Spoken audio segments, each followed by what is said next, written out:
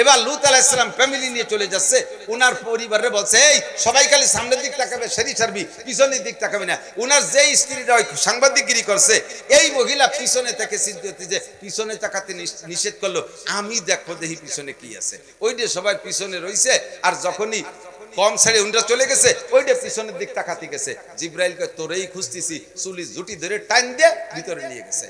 এবার 80 square mile জায়গা, 80 square mile জায়গাকে জিব্রাইল আর মিকাইল মাটির নিচে ডানা বসাই দিয়া সম্পূর্ণ মাটিকে আকাশে উঠে নিয়ে গেছে। কম সহ আসমানে আল্লাহ তাআলা ফেরেশতা মোতায়েন করে রেখেছে, নাম মেনশন করে একের ঠিকানা সহ পাথরের বোমার গায়ে নাম ঠিকানা কায়দা মতো তুলোধুনা পেশা করে আল্লাহ তাআলা সম্পূর্ণ উল্টোই দিয়েছে।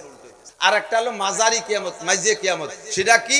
পুরো দুনিয়া ধ্বংস হবে না, দুনিয়ার সব থাকবে, কোন একটা জাতি গোষ্ঠীকে আল্লাহ তাআলা দুনিয়া থেকে ধ্বংস করে দেবে। যেমন কওমে আদকে তাদের আমলের কারণে আল্লাহ ধ্বংস করে দিয়েছে, কওমে সামুদকে আল্লাহ ধ্বংস করে দিয়েছে, কওমে হুদকে আল্লাহ ধ্বংস করে দিয়েছে, কওমে লূতকে আল্লাহ তাআলা ধ্বংস করে দিয়েছে। দুনিয়ার আর সবাই রয়েছে, একটা জাতি গোষ্ঠীকে আল্লাহ ধ্বংস করে দিয়েছে। ফিরাউনকে 6 লক্ষ বনি ইসরাইল সহ মাটির নিচে আল্লাহ তাআলা দাবাইয়া ধ্বংস করে দিয়েছে। এরকম মাজারি কিয়ামত। কওমে লূত নাম শুনছেন না?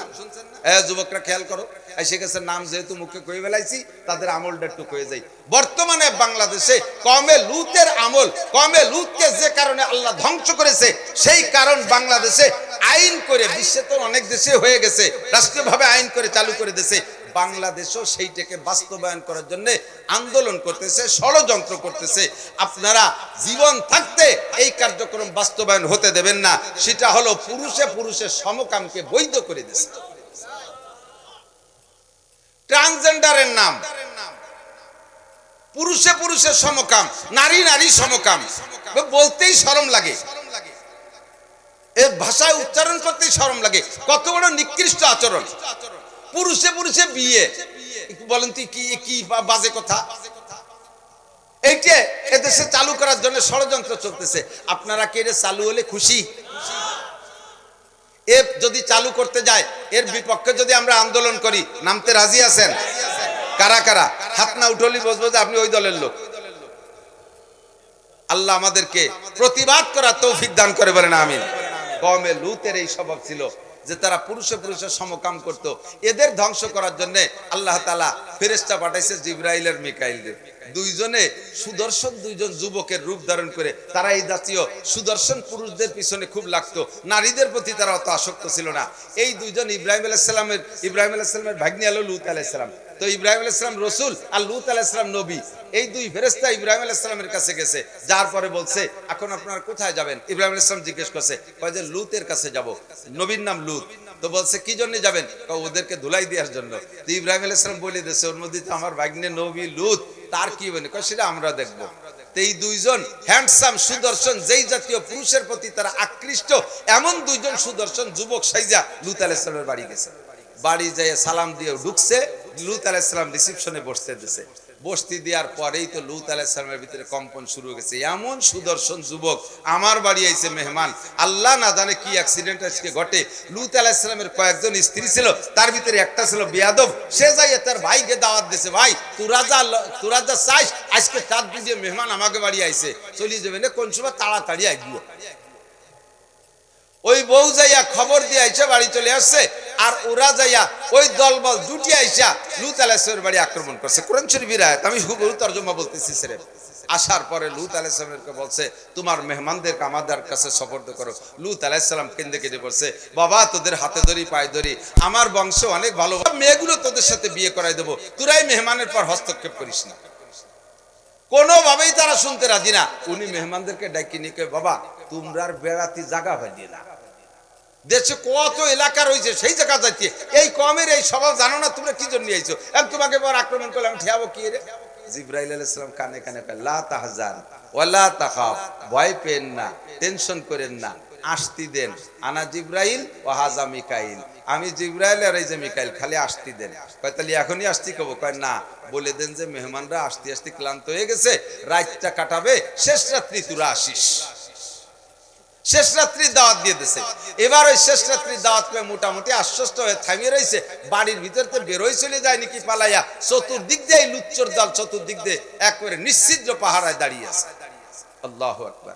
এরপরে শেষ রাত্রে জিবরিল লূত আলাইহিস সালামকে বলতেছে আপনি আপনার পরিবার নিয়ে বের হয়ে যান, এই পাশে বের হয়ে যান, পিছনের দিকেও তাকাবেন না, যেটা পিছনের দিক তাকাবেন সেটা ধরা পড়ে যাবে। এবার লূত আলাইহিস সালাম ফ্যামিলি নিয়ে চলে যাচ্ছে, উনার পরিবারে বলছে এই সবাই খালি সামনের দিক তাকাবে, সেরি ছাড়বি, পিছনের দিক তাকাবে না। উনার যেই স্ত্রীরা ওই সাংবাদিকগিরি করছে, এই মহিলা পিছনে থেকে চিন্তিত যে পিছনে তাকাতে নিষেধ করলো, আমি দেখো দেখি পিছনে কি আছে। ওইটা সবাই পিছনে রইছে, আর যখনই কম ছেড়ে উনটা চলে গেছে, ওইটা পিছনের দিক তাকাতে গেছে। জিব্রাইলকে তোরেই খুঁজতেছি, চুলি জুটি ধরে টাইম দিয়ে ভিতরে নিয়ে গেছে। এবার 80 স্কয়ার মাইল জায়গা, 80 স্কয়ার মাইল জায়গাকে জিব্রাইল আর মিকাইল মাটির নিচে ডানা বসাই দিয়া সম্পূর্ণ মাটিকে আকাশে উঠিয়ে নিয়ে গেছে। কম সহ আসমানে আল্লাহ তাআলা ফেরেশতা মোতায়েন করে রেখেছে, নাম মেনশন করে একের ঠিকানা সহ পাথরের বোমার গায়ে নাম ঠিকানা কায়দা মতো তুলোধুনা পেশা করে আল্লাহ তাআলা সম্পূর্ণ উল্টোই দিয়েছে, ডাবাইয়া মাটির নিচে ডাবাই দিয়েছে। এখানে এখন সাগরে পরিণত হয়ে গেছে, গজব সাগর, আল্লাহ লানতের সাগর। তো যেই কমে এত বড় অন্যায়ের কারণে তাদেরকে আল্লাহ গজব দিয়ে মাটির নিচে ডাবাই দিয়েছে, যেই জাতির ভিতরে এই কার্যক্রম বাস্তবায়ন হতে যাবে, আল্লাহ না করুক সেই জাতিকে আল্লাহ তাআলা এরকম ধ্বংস করে দিতে পারে কি পারে না? এটা কিয়ামতে উস্তা মাজারি ধরনের কিয়ামত। কখন আমরা এই কাজে সমর্থন করব না? আমাদের যুব সমাজকে কন্ট্রোল করার চেষ্টা করব, তোমরা নোংরামি থেকে বাঁচো। আমি সেদিনকে দেখেছি আহসানুল ফতোয়ার ভিতরে হুজুর বলেন কওমে লূতকে আল্লাহ তাআলা যে কারণে এত বড় গজব দিয়েছে, সেই একই ধরনের গুনাহ আমার উম্মতের ভিতরে তিনটে কাজ, একই ধরনের গুনাহ উম্মতের তিনটে কাজ। 1 নম্বরে দাড়ি চাষা, 2 নম্বরে টাকলু শুয়ে কাপড় পরা। কওমে লূত এই কামগুলো করতো। তারা দাড়ি কাটে কাটিয়া ছেলেদেরকে আমরুদ বানাইয়া ইয়াং রাখতো যাতে আকর্ষণ ঠিক থাকে। 2 নম্বরে মেয়েদের মতো টাকলুসু আর কাপড় পরাইয়া মেয়েলি ভাব দিয়ে রাখতো। 3 নম্বরে গান বাজনা গাইয়ে গাইয়া এটা মানুষের মনোরঞ্জন করতো। এই 3টে গুনাহ, আর ওটা তো তাদের অরিজিনাল গুনাহ আছে। এই 3টে গুনাহ হুজুর বলেন আমার উম্মত মূল কওমে লূতের যে আসল অন্যায় সেটা না করলেও এই 3টে গুনাহ যদি করে, তাহলে তাদেরকে কওমে লূতের মতো ওই অপরাধী সাব্যস্ত করে আসমান থেকে গজবে তাদেরকে ডাবাই দিতে পারে। 1 নম্বরে দাড়ি কাটা, 2 নম্বরে টাকলু সেল প্যান্ট পাজামা লুঙ্গি জুব্বা পরা, 3 নম্বরে গান বাজনা করা। এই তিনটাই হলো কওমে লূতের সেই অপরাধের সমতুল্য। আল্লাহ তাআলা হেফাজত করুক বলেন আমিন।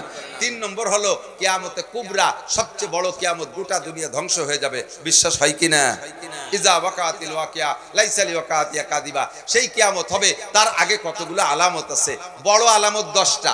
বড় আলামত বলা হয় কিয়ামতে কুবরা, কিয়ামত আসবে তার পূর্বাভাস। এগুলো একটু স্মরণ রাখা দরকার, খেয়াল রাখেন। আমার ওয়াজের শেষ ফিনিশিং সেখানে যেই হবে ইনশাআল্লাহ। কিছু নিয়ে যাওয়ার চেষ্টা করবেন, আমার মাধ্যমে যেন কিয়ামত কাছে না আসে, আমার কারণে যেন দুনিয়ার হায়াত খাটো না হয়ে যায়। দুনিয়ার হায়াত খাটো হবে আমাদের কারণে, কিয়ামত নিকটে চলে আসবে আমাদের কারণে। নবী পাক বলেন কিয়ামতের এই পূর্বাভাস 15টা। কয়টা? হাদিসে তিরমিজি শরীফের ভিতরে আছে, হুজুর বলেন ইজ্জাতু কিজাল ফাই উদাওয়ালা। খেয়াল ইজ্জাতু কিজাল ফাই উদাওয়ালা। যখন মানুষে যুদ্ধে বিজয়ী সম্পদকে, খেয়াল করেন, ফাই মানে যুদ্ধে বিজয়ী সম্পদ, যখন দেশের মানুষে যুদ্ধে বিজয়ী সম্পদকে নিজের সম্পদ মনে করিয়া একেবারে অবাধে ব্যবহার করতে থাকবে এবং নিজের সম্পত্তি মনে করে তার উপরে আধিপত্য বিস্তার করার চেষ্টা করবে, যুদ্ধে বিজয়ী সম্পদ। এ দল বলবে আমরা দেশকে স্বাধীন করেছি, ও দল বলবে আমরা ঘোষণা দিয়েছি। এই স্বাধীন আর ঘোষণা নিয়ে এই দাঙ্গা হাঙ্গামা করতে করতে দেশের 12টা সব দলে বাজায় দিচ্ছে। কথা বলেন ঠিক না? এটা কিয়ামতের আলামত। হুজুর বলছেন 1500 বছর আগে, এখন বাস্তবে দেখতেছি তাই। এতদিন বুঝি নাই, ছোটবেলায় হাদিস পড়েছি কিন্তু তর্জমা বুঝি নাই, এখন দেখছি বাস্তবে তাই। ইজ্জাতু কিজাল ফাই উদাওয়ালা, যুদ্ধে বিজয়ী সম্পদকে নিজের সম্পদ মনে করে তার ভিতরে আধিপত্য গেড়ে বসার চেষ্টা করা 1 নম্বর আলামত, উম্মতের ভিতরে রানিং। ওয়াল আমানাতু মাগনামা, 2 নম্বর কিয়ামত আসার আলামত, পূর্বাভাস হলো মানুষের ভিতরে হাজার হাজার মানুষ হবে, লক্ষ লক্ষ মানুষ হবে, তারা আমানতের মালকে গনিমত মনে করে। গনিমত কাকে বলে? যুদ্ধে বিজয়ী সম্পদ মুজাহিদিনদের জন্য হালাল। যুদ্ধে জয় হয়ে যে সম্পদ কেড়ে আনতে পারবেন, ওইটা মুজাহিদিনদের জন্য একে বলে গনিমতের মাল, এটা মুজাহিদদের জন্য হালাল। হুজুর বলেন ওয়াল আমানাতু মাগনামা, কিয়ামতের আগে দেখবা মানুষ আমানতকে গনিমত মনে করবে। মসজিদের আমানত ক্যাশিয়ারের কাছে, মসজিদের আমানত ক্যাশিয়ারের কাছে। ক্যাশিয়ারের কাছে যদি বলেন ক্যাশিয়ার সাহেব টাকা পয়সাগুলো দেন, আমরা মসজিদের এই কাজ করব, ক্যাশিয়ার হাত দিবানি, কাজে হাত দেন। আর মাইয়ের বিয়েতে টাকাটা খরচ করে ফেলাইছি, কাজে হাত দিলি দিবাই।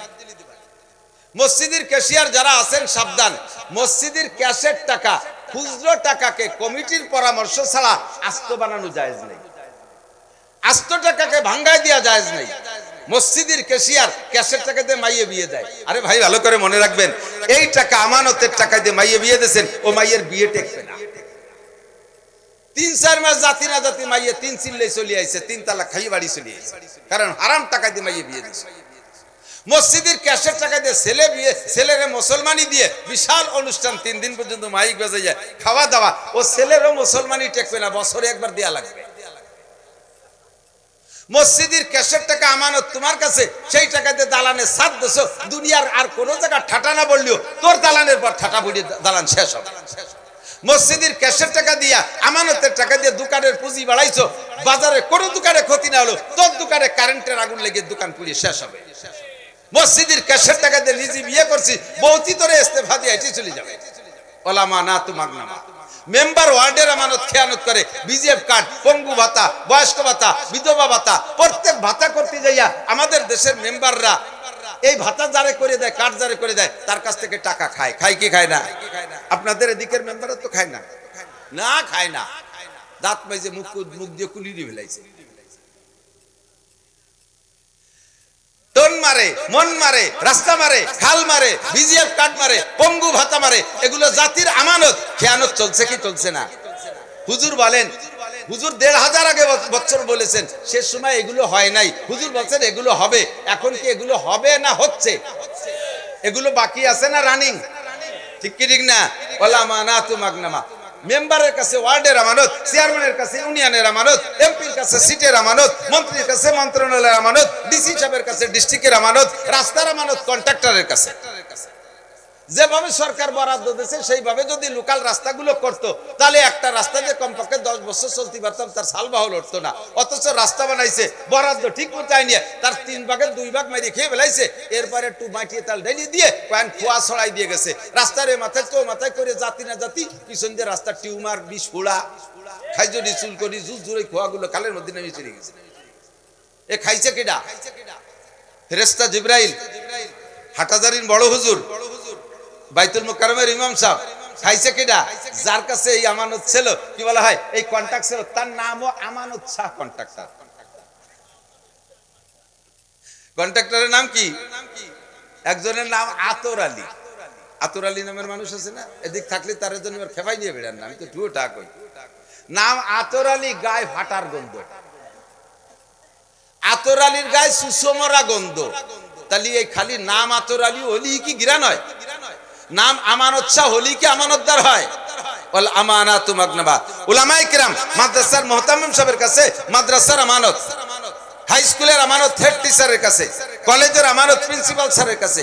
আপনি আমানতের খেয়ানত করতেছেন, দুনিয়ার হায়াতকে আপনি খাটো করতেছেন। আমার পকেটে টাকা আছে, আমার এলো মানি ব্যাগ, এর মধ্যে 2টা পার্ট আছে, টিস্যু মানি ব্যাগ। এক পার্টে আমার টাকা থাকে, আর এক পার্টের ভিতরে আমার মাদ্রাসার টাকা থাকে। মাদ্রাসার টাকা 5 টাকা আছে এই পকেটে আছে, আমার পকেটে আমার সাইডে 500 টাকার নোটের নিচে নেই। বহু সময় এরকম ঘটে আমার, আলহামদুলিল্লাহ। তো পান খাবো, পান খাই, দোকানে যে 5 টাকার পান খাবো, এখন আমার টাকা 5 টাকা নাই, মাদ্রাসার টাকা 5 টাকা আছে। আল্লাহর কসম, আল্লাহর রহমত, আমি আমার অর্থনীতির উপরে আমি এ ব্যাপারে শতভাগ শিওর দিতে পারি, কিয়ামতের ময়দানে আল্লাহ পাক আমাকে অনেক গুণের জন্য বিচার করবে। তবে এই আমানতের ব্যাপারে ইনশাআল্লাহ আল্লাহ পাক আমাকে আটকাবে না বলে আমার বিশ্বাস। আমি আমার 500 টাকা, 1000 টাকার নোট ভাঙ্গাইয়া 5 টাকা দিয়ে পান খাই, আমি মাদ্রাসার 5 টাকা দিয়ে পান খাই না। এ ব্যাপারে আমি শতভাগ শিওর, ওভার শিওর। আমি জানি আমি নামাজ পড়ি নাই, ব্যাগটাই কান্দে দেবো আল্লাহর কাছে, আল্লাহ ভারী সরল, মাফ করে দেবে। আমি জিনা করেছি, আল্লাহ না করুক, ব্যাগটাই কান্দে দেবো, আল্লাহ বড় সরল, আমারও মাফ করে দিতে পারে। আমি বিড়ি গাঁজা ইয়াবা খাইছি, আমি ব্যাগটাই কান্দে দেবো চোখের পানি বেলাইয়া, আল্লাহ বড় সরল, আমারও মাফ করে দিতে পারবে। কিন্তু আমি মাদ্রাসার 5 টাকা মাইরে খাইছি, এটা মাদ্রাসার গরিবের হক, এতিমের হক, এই টাকা আল্লাহ পাক মাফ করবে না। আল্লাহ ওই গরিব এতিমকে লাগাই দেবে, যা ওই বড় হুজুর কাছে টাকা আদায় ঋণী, ওর কাছে আছে। হাসরের মাঠে আমি টাকা নিয়ে যেতে পারবো না। এত টাকা রাখবা কোথায়? কাফনের তো পকেট নাই। আইনুদ্দিন আজাদ গায় না, এত টাকা রাখবা কোথায়? কাফনের তো পকেট নাই, একটা টাকা নিয়ে যেতে পারো নাই। ওলামানাতু মাগনামা, আমানতের খেয়ানত চলতে থাকবে কিয়ামতের আগে অ্যাভেলেবেল প্রচুর খেয়ানত। বলেন আমানতের খেয়ানতি যদি না হইলো তাহলে আমাদের দেশের কোনো এক দলের নাম বলবো না, কোন সাসিবা কম সিন্নি খার জম, আমাদের এলাকায় একটা পরিভাষা বলে কোন সাসিবা কম সিন্নি খার জম, ঠিক না? এই দেশের টাকা লন্ডন যাইয়া বছরের পর বছর খালি পয় দাওয়াতি তালে থাকে, এই টাকায় দিয়ে যাইয়া চোখা লাগে সামনে টাকা কাড়িয়ে নিয়ে কানাডারে বিল্ডিং বানাই দিছে। কানাডা চেনেন না? দেশের নাম কানাডা। আমরা চোখালারা টাকা দেখিলে কানাডারে বিল্ডিং বানাই দেয়, ও টাকা গেল কিভাবে? ও টাকা এই আমানত ছাড়া নিয়ে চলে গেছে, ঠিক না? আবার তারা আমাদের মাঝে যখন আসে আমরাই বলদের মতো স্লোগান দেই, বোতল ভাইয়ের চরিত্র ফুলির মতো পবিত্র, বোতল ভাইয়ের তুলনা জগতে মেলে না, বোতল ভাই যেখানে আমরা আছি সেখানে। এখন বোতল ভাই পায়খানায়, তুমি জেলখানায়, তোমরা কেন পায়খানায়? বোতল ভাই যেখানে তুমি সেখানে, গেল কোথায় বোতল ভাই আর তুমি কোথায়? আল্লাহু আকবার। এই আমানতের খেয়ানত দেশে চলছে কি চলছে না? তার চাইতে ঘরোয়া আমার খেয়াল এদিক তাকান, ঘরোয়া আমানতের খেয়ানত আপনি নিজেই করতেছেন। আপনার সন্তান আমরা যারা আব্বা মা গার্জিয়ান, আমরা আমার সন্তানের আমানত আব্বা মার কাছে, ঠিক না? কিয়ামতের ময়দানে নবী পাক বলেন কুল্লুকুম রাইন ওয়া কুল্লুকুম মাসউলুন আন রাইয়াতিহি, তোমরা যত গার্জিয়ান আছো সব গার্জিয়ানরা রাখাল। রাই মানে কি? রাখাল। অকুল্লুকুম মাসউলুন আন রাইয়াতিহি, প্রত্যেক রাখালকে কিয়ামতের ময়দানে তার রাখালি সম্পর্কে জিজ্ঞাসা করা হবে। আপনি 5টা গরু দিয়ে আপনার একজন রাখাল রাখছেন, তাকে মাঠে পাঠাইছেন, গরুরে ঘাস খাওয়ায় রাখালে, সন্ধ্যাকালে রাখালের কাছ থেকে 5টা গরু আপনি বুঝে নেন না? গোয়াল ঘরে যে বলে গরু কো দেখা, গুনে গুনে সব গরু প্রত্যেকদিন দেখায়। হঠাৎ করে একদিন 4টে বড় গরু গোয়ালি বাঁধছে, ছোট একটা বাছুর নাই। এই ছোট বাছুর গেল কই? এখন রাখালে কয় কাকা আসরের পরে তৈরিরে দেখতেছিল। তো এই ছোট বাছুর যতই ছোট হোক, ওরে যদি আজকে ঘাস খাওয়ায় বাড়ি না আনে, আপনি কি রাখালরে বাড়ি ভাত রাতে ভাত খাইতে দেবেন? আপনি হেরিকেন ধরে নামা দেবেন, যত রায়তক বাছুর নিয়ে আসবি, যদি আমার বাছুর না পাই তাহলে আগামী হাটে তোরে বেশি বাছুর কিনবো। দৌড়ো, যে কটা আনছি সে কটা থাক। কিয়ামতের ময়দানে আমরা আপনারা যারা আব্বা আছি, গার্জিয়ান আছি, আমরাই রাখালির ভূমিকায় আছি দুনিয়ায়। আমাকে আপনাকে জিজ্ঞাসা করা হবে ছেলে কো, জামাল কো, কামাল কো, আব্দুর রহমান, আব্দুর রহিম, চেহারা কেমন, গাঁজা খাইছে না বিড়ি খাইছে, মদ খাইছে না সিগারেট খাইছে, আরে নামাজ পড়ছে কি পড়ে নাই, টুপি দাড়ি পাগড়ি কেমন, তারে তুমি কোরআন শিক্ষা দেশে কি দাও নাই, তুমি কি লেখাপড়া শিখাইছো, তারে নামাজের প্রশিক্ষণ দিয়েছো কিনা, প্রত্যেক আব্বাকে জিজ্ঞাসা করা হবে। এটা আমাদের কাছে আমানত, আমরাই আমানতের খেয়ানত করি। ছেলে মেয়েদেরকে ইংলিশ মিডিয়ামে পড়ানোর জন্য লক্ষ লক্ষ টাকা খরচ করি, অথচ বাচ্চাকে জীবনের শুরুতে তাকে কোরআন শরীফ পড়া শিখাইতে চাই না।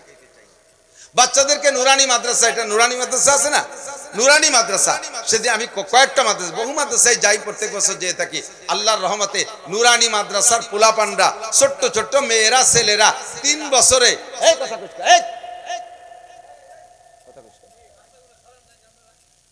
3 বছরে এদিক তাকান, 3 বছরে তাদেরকে এত সুন্দর প্রশিক্ষণ দেয়, ক্লাস 3 পর্যন্ত এত ভালো পড়ায় যে তাদের হাতের লেখা, আমার বিশ্বাস ক্লাস 9-10 এর ছেলে মেয়েরা অত সুন্দর হাতের লেখা লিখতে পারবে না হাই স্কুলে। আর আরবি এত ভালো করে লেখা শিখানো ধরছে হুজুররা যে আমরা মুহাদ্দিসরাও তাদের সাথে আরবি লিখে পারি না। বাংলা এত সুন্দর লেখে, বানানো গলত নাই, আর লেখারও খত সেরকম সুন্দর, মাত্র 3 বছরে। আবার 60টি মাসালা, নামাজের 60টি মাসালা তাদেরকে শিখাই দেওয়া হয়। জানাজার নামাজের ইমামতি, আপনার এই বাচ্চা যদি পরে বড় হইয়া ডাক্তার ইঞ্জিনিয়ারও হয়ে যায়, আপনি আব্বা মারা যান, আপনার জানাজার জন্য হুজুর ডাকা লাগবে না, আপনার ওই MA পাস ছেলে, আপনার ওই BCS পাস ছেলে আল্লাহর রহমতে আপনার জানাজার ইমামতি করতে হবে। আমাদের গোপালগঞ্জের বর্তমান ডিসি সাহেব, গোপালগঞ্জের ডিসি সাহেব কয়েকদিন আগে আমাদের 10 জন হুজুরের দাওয়াত দিয়েছে।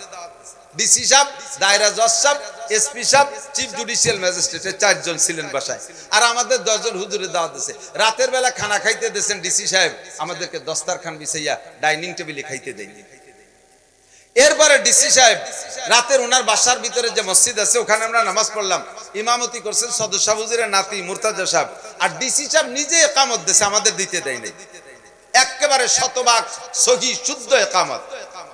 গোপালগঞ্জের 5টা থানা থাকে, উনি ডিসি সাহেব তো গোপালগঞ্জ জেলা সদরে থাকে ওনার বাসভবনে, ওখান থেকে গাড়ি চালাইয়া যাইয়া মোকশেদপুর যে ফজরের নামাজ পড়ে, ওই কুটালীপাড়া যে ফজরের নামাজ জামাতের সাথে এক মাদ্রাসার মসজিদে পড়ে, কাশিয়ানিয়া এসে ফজরের নামাজ জামাতের সাথে পড়ে, আল্লাহু আকবার, শুদ্ধ করে কোরআন পড়তে পারে, সমস্ত দোয়া কালাম পারে, বিসিএস পাস করার পরে পাকিস্তানে একটানা 3 চিল্লা লাগাইছে আল্লাহর বান্দা। ও দোস্ত, এরকম একজন ডিসি আপনার সন্তান হোক, তবে তার জীবনের শুরু শিক্ষাটা কোরআন পড়নেওয়ালা হোক, কোরআন দিয়ে হোক, তার শরীয়তের সব মাসালা শিখা থাকুক। এর জন্য একমাত্র শিক্ষা ব্যবস্থা এটা।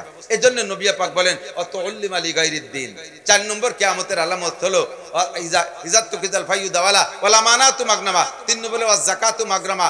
উম্মতে যখন যাকাতরে জরিমানা মনে করবে, মৌসুমি ফসল 40 ভাগের 1 ভাগ দেওয়া এটা আপনার জন্য ওয়াজিব, একে বলা হয় ওসর। কোনটা 40 ভাগের 1 ভাগ, কোনটা 20 ভাগের 1 ভাগ, কোন ফসল 10 ভাগের 1 ভাগ, এইটা আপনার হিসাব করে দেওয়া দরকার। কিন্তু মুসলমান এই জায়গা ভাবে না। 40 ভাগের 1 ভাগ নগদ টাকার 40 ভাগের 1 ভাগ জাকাত দেয়া ফরজ। জাকাত দেয়া কি একটু বলেন? জাকাত দেওয়া ফরজ। এই জাকাতের কথা যদি বলি, এটাকে জরিমানা, আমার টাকা আমি কামাই হয়েছি, হুজুররা রমজান মাসে আইসে ব্যাগ পাইতে টাকা নিয়ে চলে যাবে, আমাকে কি জরিমানা হয়েছে নাকি?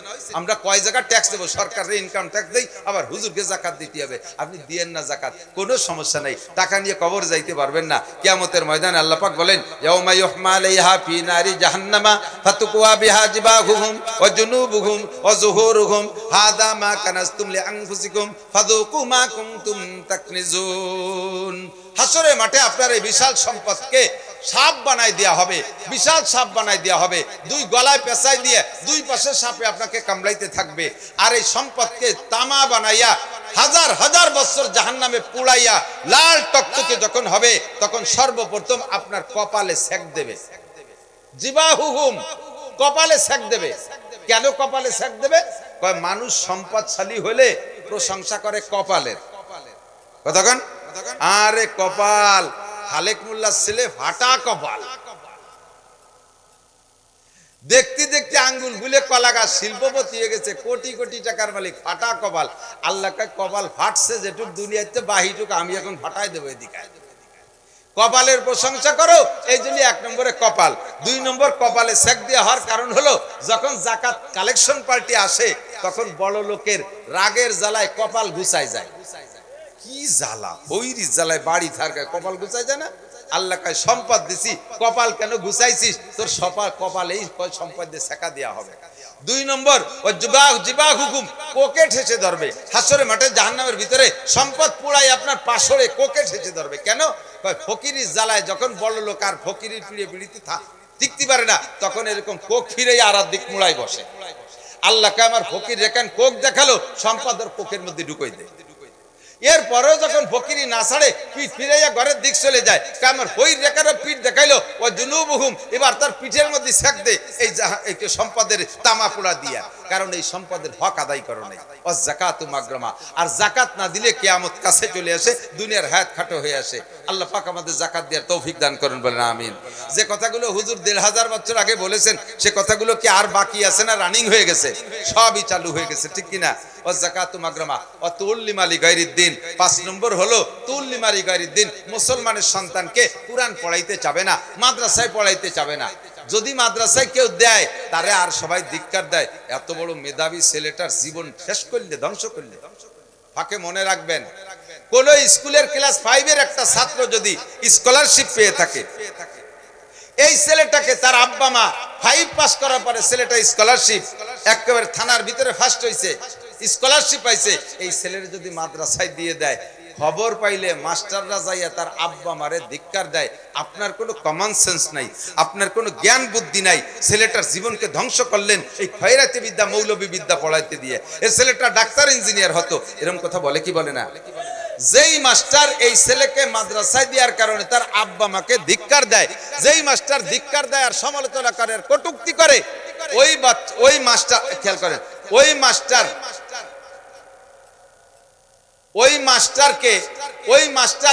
খেয়াল করেন নাই, যেই মাস্টার বা যেই গার্জিয়ান বা যেই বুদ্ধিজীবী যেই জনদরদিরা ওই আব্বা মারে ধিক্কার দেয়, ছেলেটারে তিরস্কার করে, আব্বা মাকে তিরস্কার করে, ছেলেটার জীবন ধ্বংস করছে মাদ্রাসায় পড়াতে দিয়া, সঙ্গে সঙ্গে ওই লোকটা বেঈমান কাফের হয়ে গেছে। কয় না উনি কাফের হইনি, উনি দিন নামাজ পড়ে, কোনো কাম হবে না। উনি রোজা রাখে, উনি হজ করে আইছে, এবার কাফের হয় কি রে? আরে কাফের হয়েই যাবে, যেহেতু সে কোরআনের শিক্ষাকে তিরস্কার করেছে, ছেলেটাকে কোরআন পড়তে দেওয়ার কারণে জীবন ধ্বংস হয়েছে বলে বলে। খেয়াল করেন, একটুক কথা ইমান নষ্ট হয়ে যায়, অবশ্যই যায়। পোলা পান্ডা ওই যে বাজারেতে দেন বেলুন কেনছে না, বেলুন ভুলাইছে না বা হাওয়া দিয়ে, এই বেলুনের ভিতরে যতটুক হাওয়া আছে এই হাওয়াটারে পুরো ধরে রাখতে পুরো বেলুন ভালো থাকতে হবে না? হ্যাঁ, তো সারা বেলুন ভালো থাকলে বেলুনটা ফুলও ঠিক থাকে, ভিতরে হাওয়া ঠিক থাকে। এবার এই বেলুনের হাওয়া বের করার জন্য, সম্পূর্ণ হাওয়া বের করার জন্য কি পুরো বেলুনই সব জায়গায় ছিঁড়া লাগে? এক জায়গায় দিয়ে একটু কাঁচাই দিয়ে খুসাই দিয়ে ফুটে উড়িয়ে দিলি, সেই জায়গায় দিয়ে বাতাস সব বেরোয় না, অল্প একটু বেরোয়। যতটুক সিদ্ধ করছে অটটুক হাওয়া বেরোয় না, কথা কয় না? না, যতটুক ফুটে আসছে অটটুক হাওয়া বেরোয়, বাকিটি থায়। অত বড় বেলুনের ভিতরে এত হাওয়া, একটা কাটার খুসা দেশে অটটুক বেরোয় থামিয়ে যাবে, যুক্তিতি কয়, কিন্তু তা থামে না, হুশ করে সব বেরোয় চলে যায়। আপনার ইমানের বিলাডারে এমন একটা কথা যখন মারি দিয়েছেন, আপনার ইমানের বিলাডার, ইমানের বেলুনে ওই জায়গা ফুটো হয়ে গেছে, ওই জায়গাতে নামাজ, রোজা, হজ, যাকাত, টুপি, দাড়ি, পাগড়ি, জুব্বা, ফরজ, ওয়াজিব সব ফুস করে হইতে পারে, আপনার ইমান শেষ। সাবধান, এই জন্য জবানকে কন্ট্রোল করবেন, ইমানকে ঠিক রাখবেন। হুজুরকে আখলিস দিন, ফিকাল আমালুল কলির, বাচ্চাদেরকে কোরআন পড়ান, বাচ্চাদেরকে কোরআন পড়ান, ঠকবেন না।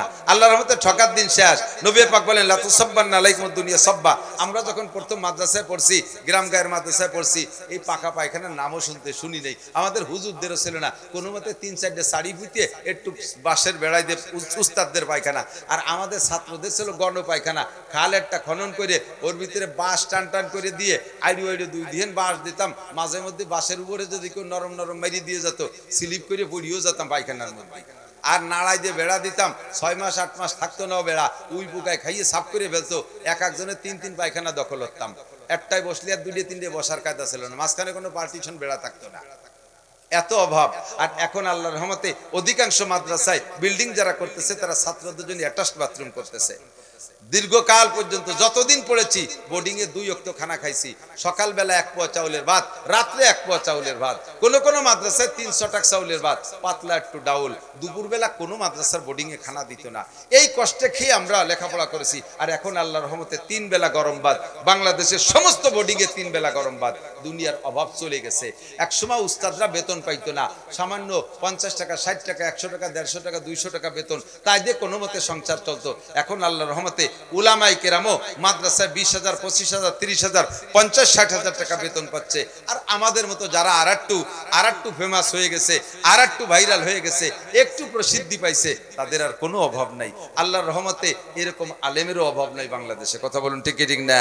আপনার ছেলেটা যোগ্য আলেম হোক, একটা কিরাত পড়বে মক্কা যাইয়া, আল্লাহর রহমতে 50 লক্ষ টাকা হাদিয়া পাবে। হাফেজ সালেহ আহমদ তাকরিম পাইছে না? এরকম হাফেজ বহুত বাংলাদেশে থেকে পেয়ে আসতেছে।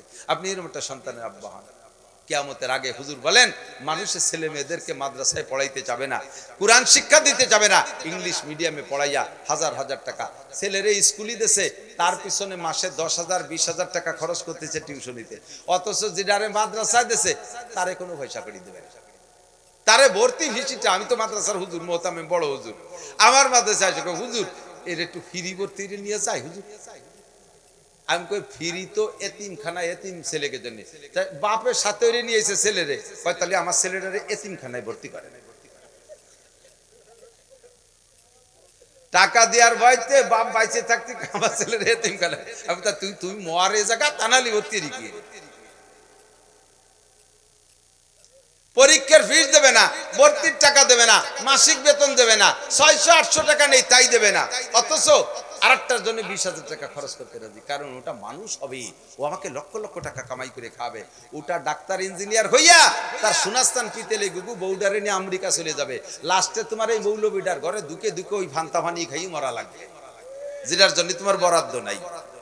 কতক্ষণ এটার জন্য পয়সা বেশি হবে। আমি আমার ছেলে মাঝে মাঝে বলি, ইউটিউবে শুনে থাকবেন, বাস্তবায়ন করেছি আলহামদুলিল্লাহ। আমি আমার সব ছেলেদেরকে হাফেজ বানাইছি আলহামদুলিল্লাহ। 4টে ছেলে হাফেজ হয়ে গেছে, মেয়েও বড়টা হাফেজ হয়ে গেছে। ছেলে মেয়েরা আমি অফার দিছি, যদি তোমরা হাফেজ হও, হাফেজে কোরআন হও, তাহলে তোমাদের পুরস্কার উমরা করাবো। 4 ছেলেরা উমরা করাইছি, একটা 2 বার করিয়েছি। মেয়েটারে উমরা করাবো, এর মধ্যে তার বিয়ে হয়ে গেছে, ইচ্ছা আছে ইনশাল্লাহ জামাই সহ পাঠাই দেবো, হাফেজ হয়ে গেছে, পুরস্কার আমার কাছে আমি ওয়াজিব দায়িত্ব জিম্মায় রয়ে গেছে। বলে দিছি সারা পৃথিবীর জেনারেল শিক্ষায় সর্বোচ্চ শিক্ষিত যদি হয়ে আসো, যে বিশ্বে তোমার চাইতে বড় জেনারেল শিক্ষিত কেউ নাই, সেদিন আমি খুশি হইয়া তোমাকে একটা চকলেটও খাওয়াবো না। সেদিন খুশি হয়ে তোমার একটা চকলেটও খাওয়াবো না, কারণ সবচাইতে বড় শিক্ষিত হওয়ার কারণে কোন হাদিসের মধ্যে পাই নাই খায়রুকুম মান কানা এমএ পাস। নবী বলে নাই তোমাদের মধ্যে যে এমএ পাস সে সবচেয়ে ভালো, খায়রুকুম মান কানা বিসিএস ক্যাডার, খায়রুকুম মান কানা ডাক্তার ইঞ্জিনিয়ার। নবী এ কথা বলে নাই। খায়রুকুম মান তাআল্লামাল কুরআন ওয়া আল্লামা।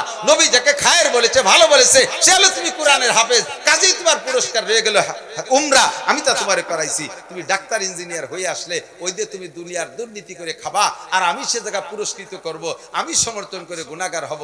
এই দেশের পুজো করতেছে হিন্দু ভাইরা, করতেছে তারা করে দেখবো। আমি তাদেরকে বললাম আমি আপনাদের গার্ডে আছি, আপনারা উন্মুক্ত ভাবে বুক ফুলাইয়া পুজো করতে থাকেন। কে আমার এই দায়িত্ব কিরা দেশে? যখন এই বলবো তখন কেমন যেন আমি হিন্দুদের ওই ধর্মের ওই কার্যক্রমকে সমর্থন করেছে বলে সাব্যস্ত হবে, আর হিন্দু বুদ্ধ খ্রিস্টানদের সমস্ত কার্যক্রম বেঈমানি কার্যক্রম। কথা বলুন ঠিক ঠিক না?